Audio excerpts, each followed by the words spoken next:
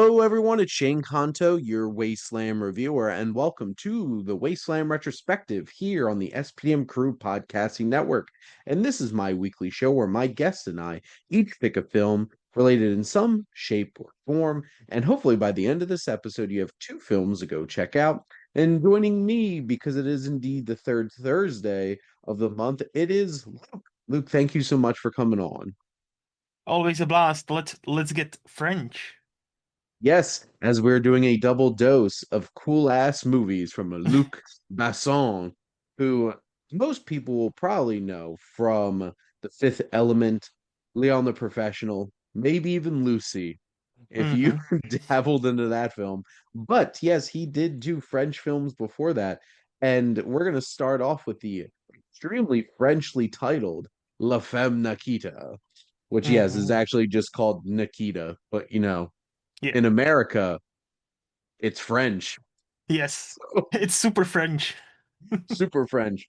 So this film is about a convicted felon. Nikita isn't going to jail. She's given a new identity and trained stylishly as a top secret spy assassin, which I this film spun off into a TV show, which makes a lot of sense Yes. to me because this definitely has that vibe where you could just keep making missions and stuff like that. But hmm this stars Anne Parallel, and this film has a couple other familiar faces, including Jean Reno, who, Yes. just casually pops up in like half of Luc Besson's movies. And Pecky Cario, who I know from The Patriot, starring Mel hmm Gibson, where he played the Frenchman who's there to help him out. Um, he was also in Goldeneye, which is very interesting because Luke, do you know the one like very clear connection that this movie has with Goldeneye? Well, I guess him? Well, besides him, I don't think I know. No. Eric Serra, the composer. Oh. Okay. Like it's Okay. very obvious that the same composer did all of Luc Besson's earlier films, including Leon the Professional, and then hmm went on to do Goldeneye because there's a lot of the Mm. same like motifs and stuff like that. Interesting fun facts. But Luke, what are Yeah. your general thoughts on Nikita? I really enjoyed myself. I thought so. I've written something along the lines in my letterbox review, right? How this movie not only spun off a TV show, it's pretty much like created the entire genre of, hey, we give you a second chance and be a spy, except you're a woman, and Mhm. and it's basically like I don't know if this is the first, hey, this lady can kick ass, and we that's why we can train her to be a spy movie. Probably not the first, but it's definitely one that like popularized it. So we have all the movies from like Atomic Blonde to Ballerina to like again name a movie with a kick-ass female that hey you have a second choice here in your life and you can kill people for us or it's not even straight to jail you're just dead you just we're just gonna unalive you as the younger Mhm. as the youngins would say and I thought it's still holds up so fucking well. I think what surprised me most is there's not that much action. Mhm. Whereas it's very character oriented. This movie is based very deliberately, where it's like from today's perspective it can feel slow, but like if you look into that you're like oh wait, they are taking their time, they are establishing her as a character, they're establishing what she's going through. I really enjoyed it. I really had a good time, and I didn't know about the soundtrack connection, but I thought the soundtrack is fucking ace. I thought Yeah. there was such a vibe that added to on top of that already kind of cool movie. And of course, Jean Reno and Victor the Cleaner. He just shows Yeah. up, and you Like it's remember, Leon. him. Like he only is there for about 15 minutes, 10 Yeah. maybe. But you will remember Jean Reno in this movie, not because it's Jean Reno, but it's just Victor the Cleaner, and he just fucking he cleans. What about you, Shane? What did you think? I thought this was really this is like outside of Steven Soderbergh, like this is Hmm. cool. This is Yes, cool yes. cinema. This is a cool ass movie. And it's all the vibes. Luc Besson just has a very specific vibe. Hmm. And it's very interesting because it feels like it's basically pre Fifth Element is all this very like sleek, intense, action-oriented cinema that he Hmm. did a lot. And to be honest, I kind of wish you'd maybe go back to that a little bit more. Um, 100%. Yep. Nothing, not to pick on Valerian, but I don't necessarily like. I feel like he was just trying to recapture the same energy and spark that he got with the Fifth Element. But No, let's like pick on I, Valerian. We can pick on Valerian. No, that's a bad movie. yeah, like this really captures this very Euro Metro kind of vibe to it. And the camera work from Terry Arbogast and Eric Serra's score just really lays down this kind of feel. And it's very visceral and aggressive in Hmm. filmmaking. And like that opening sequence, just like that shot of them all walking together, Yeah. it's just like this is going hard, like right off the And they're bat. dragging this person behind them. Like one of the people, like this buff dude, has like, this other person just dragging them along. I'm like, what the fuck happened here? Okay, I'm in. Well, and Basson simply does not go hard. Like everything is going hard here. And Yes. that whole, like when the action does happen, it's so visceral and Hmm. intense. And this is the same stuff that I loved about Leon the Professional, because that's probably the film out of his that I've rewatched the most out of all of them. Obviously, The Fifth Element's up there too.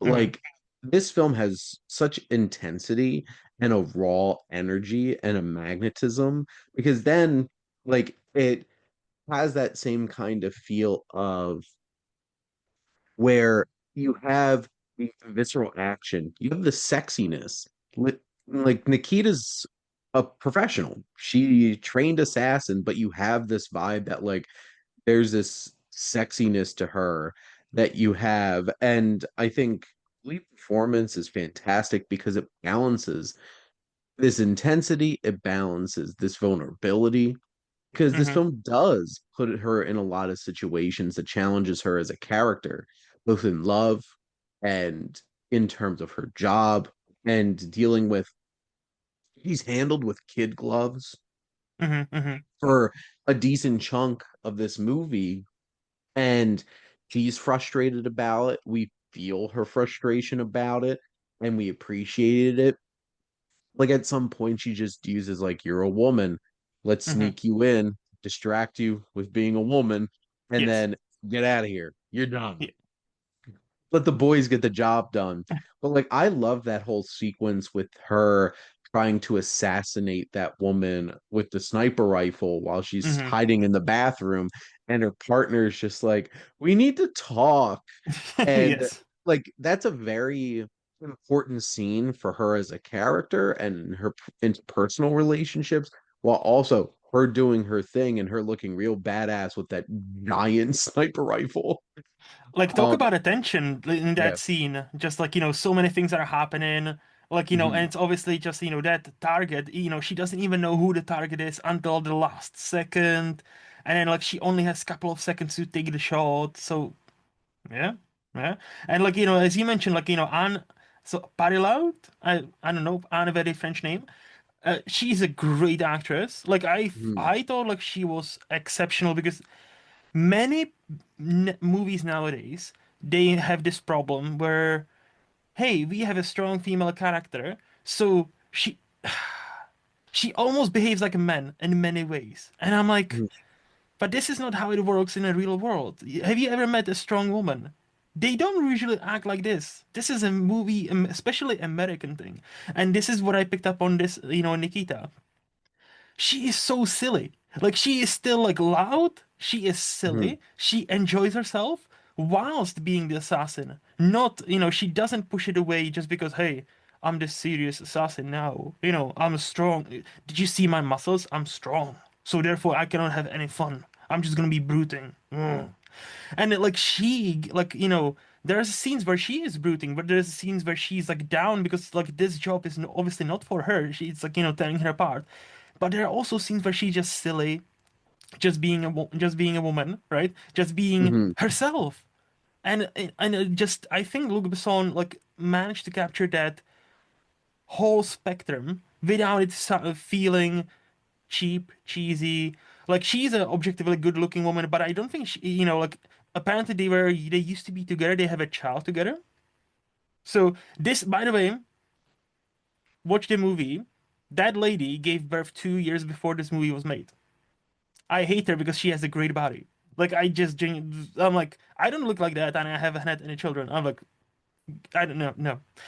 But like, so like sorry, Luc Besson managed to capture that and sees her not just, hey, she's a strong woman, as this complex character where she can be silly, she can be this, she can be this, on top of everything else. Absolutely. And I think it's in the same vein as like a Ripley from Aliens, Yes. where it's like she's allowed to be a badass. She's allowed to be a leader, but she's also allowed to be a woman. Mm-hmm. Mm-hmm. Mm-hmm. And because you have that whole entire subplot with Newt and that motherly connection, and that here, she's a young woman Mm-hmm. who up until this point was just hanging around with a gang and stuff like that. And she does have those moments that like kind of like Julia Roberts very charming and charismatic kind of elements, but then also she's a badass assassin. And she can Um, get in your face, like she can yeah, scream. Like, there's a couple of moments where she just starts to shout, and I'm like, all right, I get it, I get it. Yeah, I feel you. few directors can capture just the visceral raw energy of somebody screaming quite like Luc Yeah, Besson. yeah. So like, which also fun fact, this actress was in a film in 2025. She Mm. is the concierge of the Prague Continental in Ballerina. Oh, that's cool.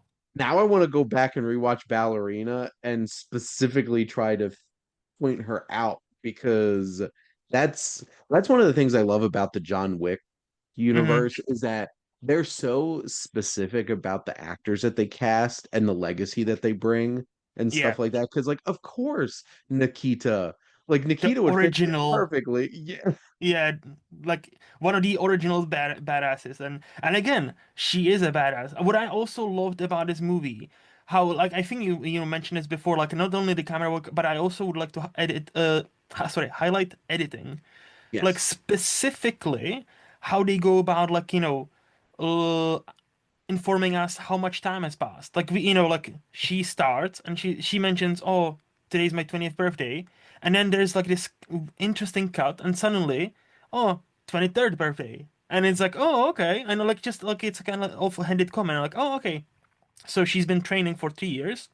We don't see any 3 years later subtitle, like title on the screen. And the same, and then there's another great one in her apartment, or as I would say, flat, where like, Mhm. she rents out this like apartment that's like fucking bare, hollow. It just needs a lot of work, okay? And then there's like she spends like a passion knife a night with her lover. And then there's this like a transition shot of the same apartment, and then like already being done up, and it's like looks nice. And again, a few sentences down the road, we discover, oh, it's been 6 months since we started to date. And I'm like, oh, since yeah, okay, so we moved past it. And I really liked how it's just like, oh yeah, it's been this much. That's it. Like we don't need a 6 months later. Wow. So I appreciated that.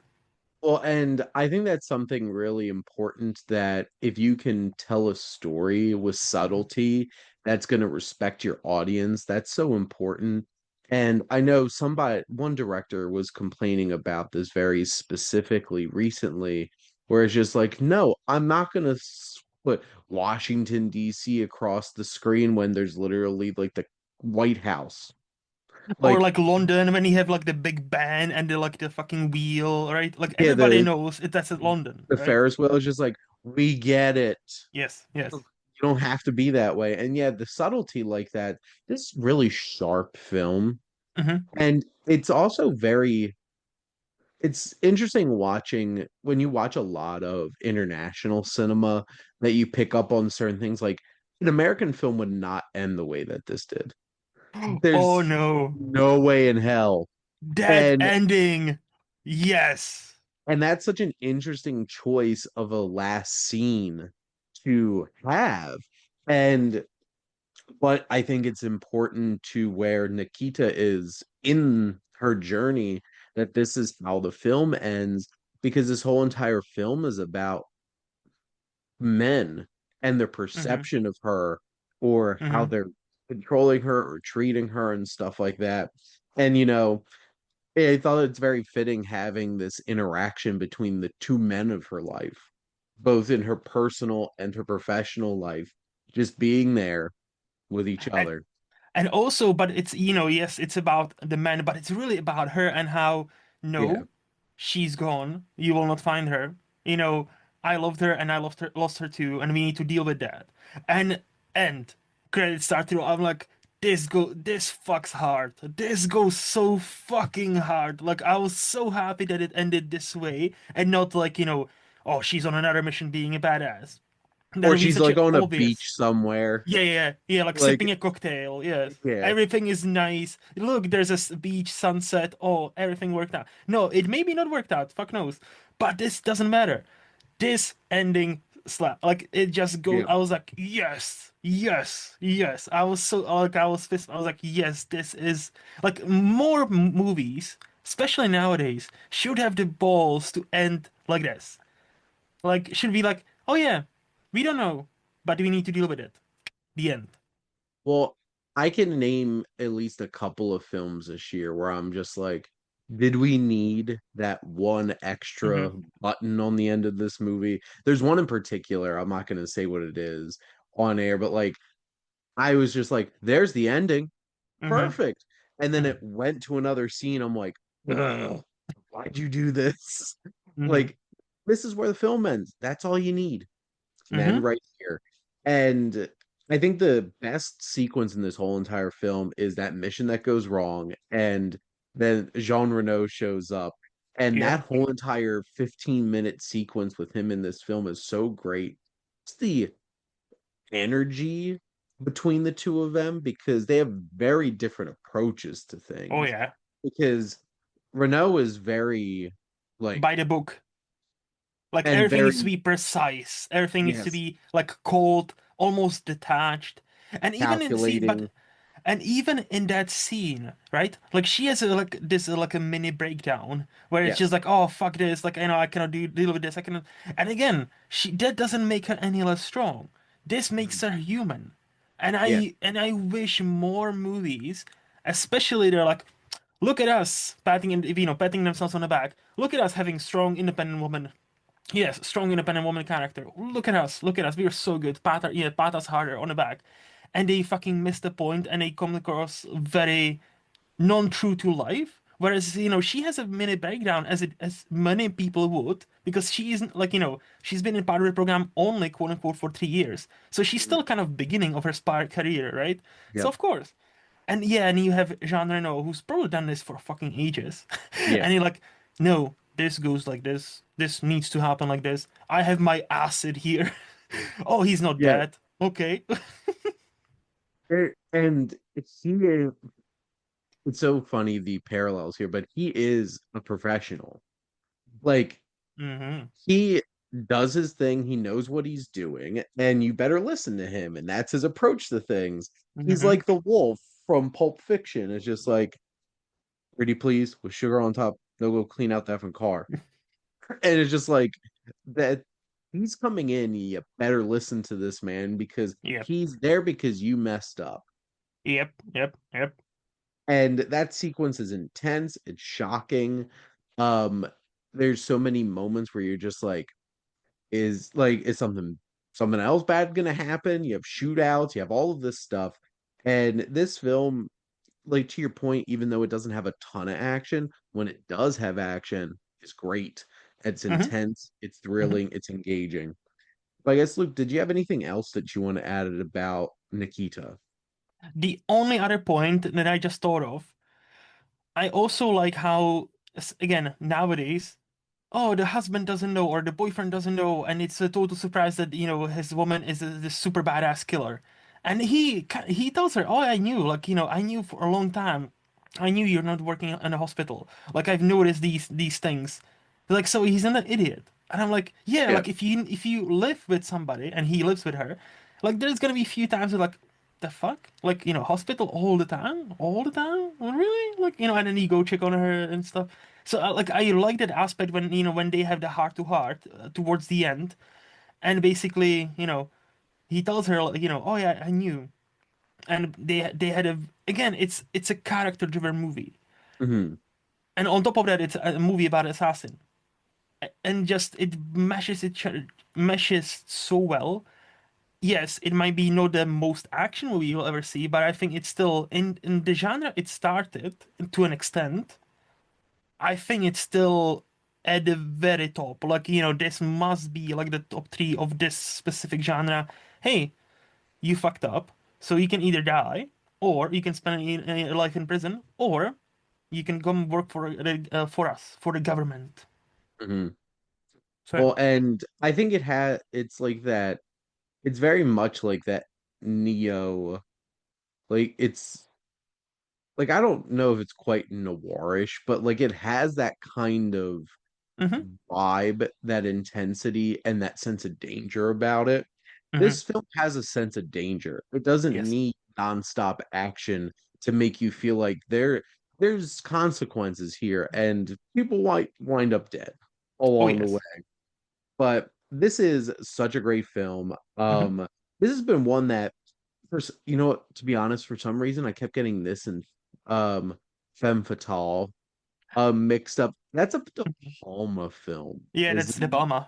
with Rebecca Romaine And Antonio and Banderas. Antonio Banderas. I'll watch anything with Antonio Banderas. Yeah, he's awesome. But this is such a cool film, and we got another cool film that Mm-hmm. came out before this, which is 1985's Subway. Eat Fresh. But this film is from writer director Luc Besson, starring Lord Raiden himself, Christopher Lambert, and also McLeod, obviously from Highlander, which is probably where most people know him from. Mm-hmm. Um, and you even have a little Jean Reno in there, Yes. and Isabelle Adjani, who she is sexy as hell in And a this movie. great actress. And a Yes. great actress on top of that. Yes. Yes. And this film on improvising a burglary at a shady tycoon's home, Fred takes refuge in the hip and surreal universe of the Paris Metro and encounters its assorted denizens, the tycoon's henchmen, and his disenchanted young wife. And this film certainly is um that sleek Euro Metro kind of vibe too. Like this definitely walked so that Nikita could run afterwards. But Yes. I guess, Luke, what are your general thoughts on Subway? I am in a very solid, like, liked it camp because this is one of the most quote unquote vibes movie you will ever see. What I Hmm. mean by that, if within the first 2 minutes you do not lock into that movie and it's very specific frequency, very specific where it's like the story doesn't matter. You can almost say there's no story, right? Like, yeah, like he stole some documents. We never know what the fucking documents are, but it doesn't matter. Oh yeah, and we spend like 90% at this subway. Why? Well, fuck you, because that's why. Like Luc Besson had an idea about Subway. Okay, he once rode a Subway, like as a young fella, and he was like, "Hey, that'll be kind of cool if there's a secret society of and there's a band playing, right? Yes. Okay, let's make a movie about it." And this is such a random fucking movie with random scenes, it's hard not to like. It's and again, Christopher Lambert. It's like his hair is aggressively blonde. I'm like, wow, this is like a peak Euro trash, like hairstyle. Like, and I can Yeah. say it because I'm a European. Like this is peak Eurotrash. I'm like, yes, like he could join like m- not even metal, like a dance, like wannabe kind of like techno, like a band from like 86 to 99, like where they had all the Competed at Eurovision. yes, yes, like they would have all the fucking hits throughout Europe, and Americans would be like, "What are you listening to? What the fuck is this? What is this trash? Oh, that's a Eurotrash." Yeah, I mean, yeah. No, like this movie is total vibe, and if you look into it, you will you can have a good time. What about did you look into it, Shane? What did you think? Well, that's the thing. I think the biggest criticism I have about the film is that it is loose. Very It is loose, a yes. loose narrative for an hour and 45 minutes. And like, could you have tightened this up along the way? Yeah. But like this film is so much more concerned about character, developing these two main characters with Fred and Elena and their whole dynamic with each other Mm-hmm. and the will they, won't they? And she's this young, attractive, alluring, intelligent woman who's just basically like, shut up, woman, by this rich man that she's married to. And Mm-hmm. Fred is intense, young, sexy, blonde, Very blonde. and very blonde.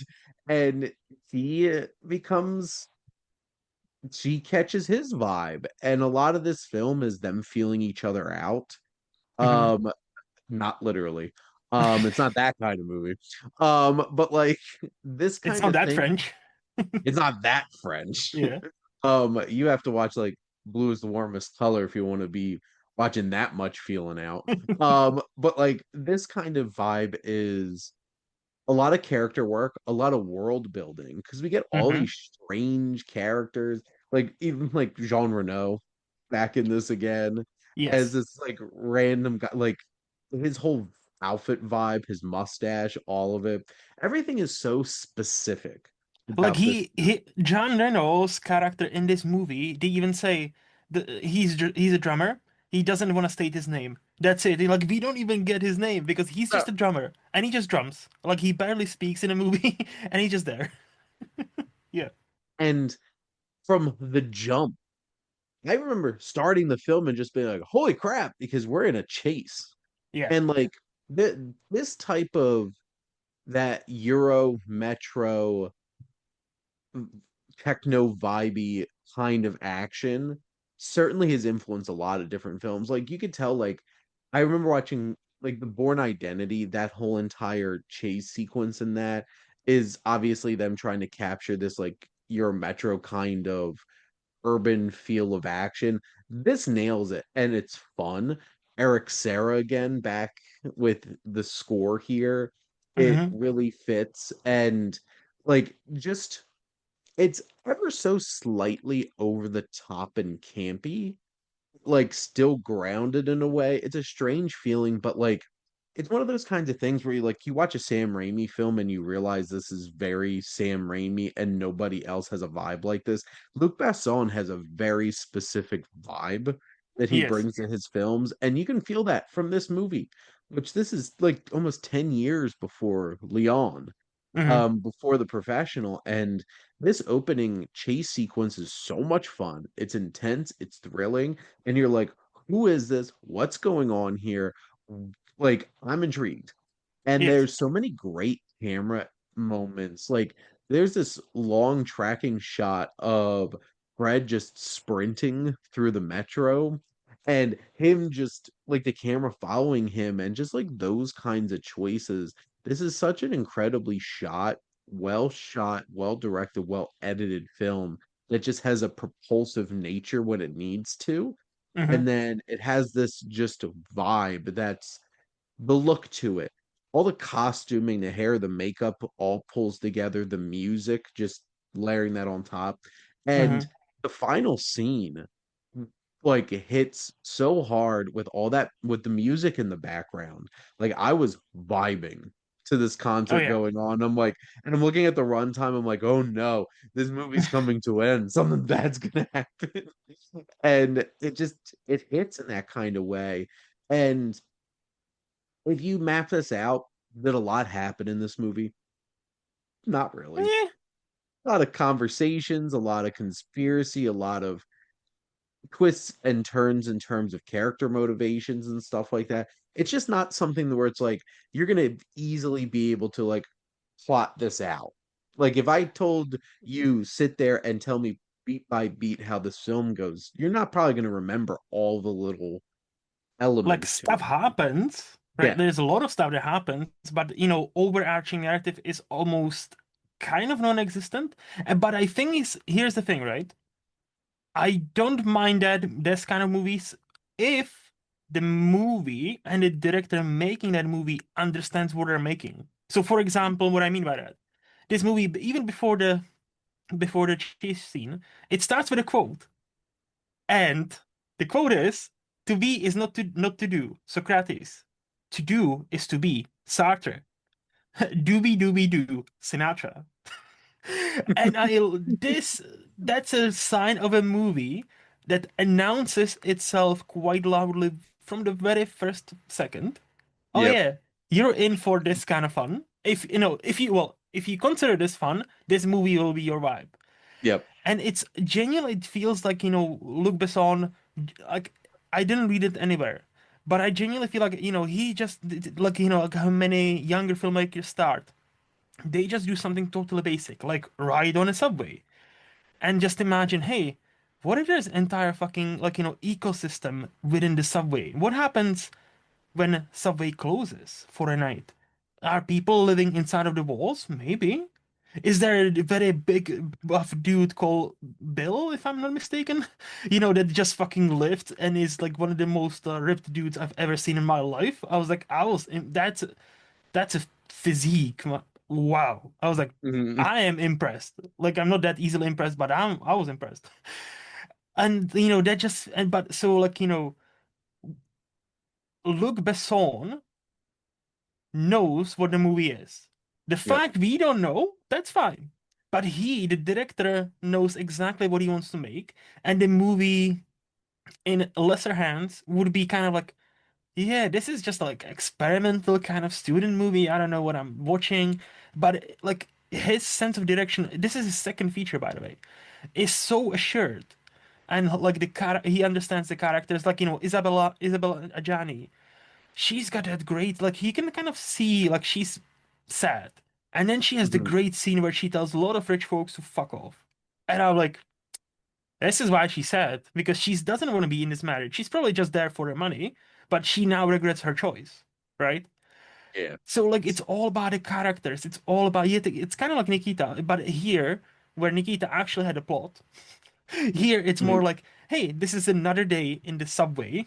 Let's see what this ecosystem is what these people within this ecosystem, what is happening with them now, whether the roller guy will get caught, you know, whether the chief will get yet another coffee because that's what he does all throughout his movie. Like Mhm. it's like every time he comes into the office, he's like, "Can I get a coffee, please? Just two sugars, dash of milk." Okay, thank you. And it's just, yeah, It's one it's of those kinds of experiences watching a film where you realize that the director is so confident in what mhm, they're doing that you could feel comfortable just like going for the ride. Because there's no apprehension here. There is no like holding back. This is a fully realized perspective on like a mhm, vision of a movie. And this mhm. is being his second feature. That's pretty impressive for a Yes, director having such a specific and committed vibe and directorial voice like mhm, Basson does. And this is the kind of thing that made him so popular in the 90s is that you are going to watch a Luc Besson film and have never seen anything like this. mhm, Like, it's mhm, just so him. And this film is like, this feels like the coming out party of like, hey, I'm gonna be this director. This is my vibe, this is my vision, take it or leave it. Because he mhm. doesn't seem like he's the kind of director that's ever gonna like take a step back and try to make somebody else's movie. Like No. he still makes films, which I just saw that he's supposed to have two films in 2025, including a new Dracula film starring Caleb Landry Jones and Christoph Waltz, with Caleb Landry Ooh. Jones as Dracula, Ooh, I which am is so intrigued. weird. Like his Yes. last film, Dog Man, with Caleb Landry Jones, was so specific and like Mhm, so like I respected it. I didn't love it, but I'm like, mhm. I have to give him credit, like, because nobody's gonna make a movie like this and just fully commit to Nope. this like this. And that's what I appreciate about what he does as a filmmaker. And this film is so much fun. It has so many vibes. And when you can have someone like Isabel Adjani who's just so alluring and just have such a presence anchoring your film down like Yep. this, and all of these odd, strange, specific, idiosyncratic characters that Hmm. fill it out. You don't need the most structured narrative if you're having fun or you're being engaged with the what the characters are doing and what they're trying to accomplish on screen. And I think Subway does that. Yes. It could have been a little tighter for Sure. me. Like it's such an interesting and engaging film, and it's so interesting watching this. I did watch this before Nikita, Hmm. and you can see where it's like, yep, we're setting up things here, and then Nikita just feels like fully realized like this Hmm. is Besson's filmmaking for sure. Yeah, like I two points. Like so Mhm. Isabella Angiani, like she is great. Like you talked about like having a presence with her. Like talk about presence. Like in her first scene of the movie, she comes to this okay looking subway dressed as if she's going to walk this fucking like, like on in Paris like fashion week. Like she Yeah. comes dressed to the nines and I'm like, "Oh, I see. Okay, I see." And yeah, talk about presence and her eyes. There's something about her eyes specifically where just like you want to drown in those. Mhm. It's so insane. And yet again, she's a amazing actress. Like she doesn't have that much to do here, but if you want to see how great she actually can be, we already talked about this movie on your previous show, Possession. Yeah. Oof. Like, there is a letterbox review that's like, oh, I cannot believe Isabel Adjani acting in that tunnel scene. And I'm like, yeah, I still remember the tunnel scene from Possession. And there's a lot of weird fucking things that happen in that movie. And you still Oh, remember and that. that scene's so famous and Mm-hmm. so influential that they Mm-hmm. ran it back again in the first Omen with Mm-hmm. Nell Tiger Free. Mm-hmm. She did like the same exact kind of scene. I'm like, wait a minute. Because it is that impressive. And she's Yes. also in Nosferatu the Vampire Yes. from Werner Herzog. Yeah, she is. She Yep. is. And I have seen that.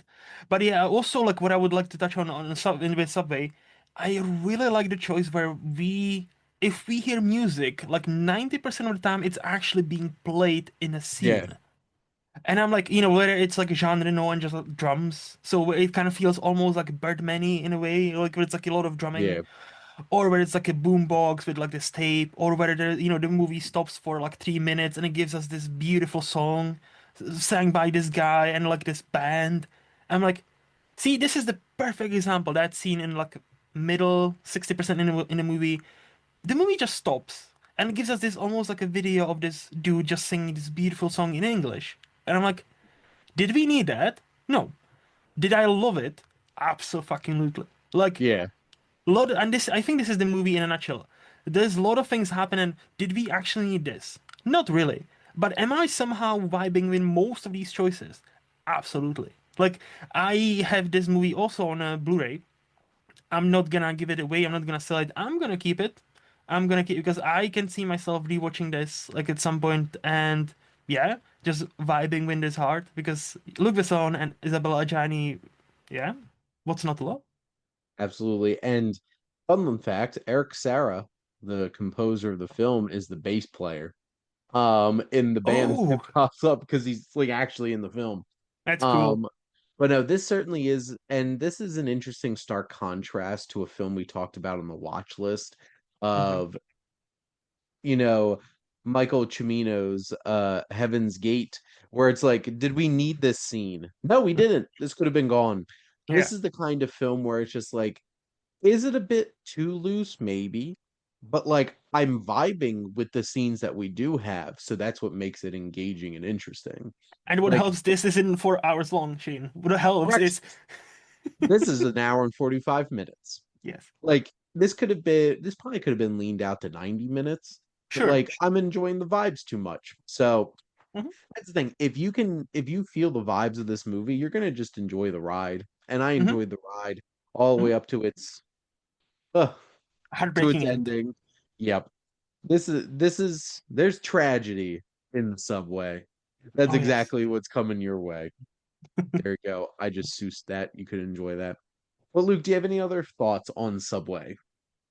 No, I think I said everything. Luc Besson is definitely one I need to go back and go through most of his movies because that dude.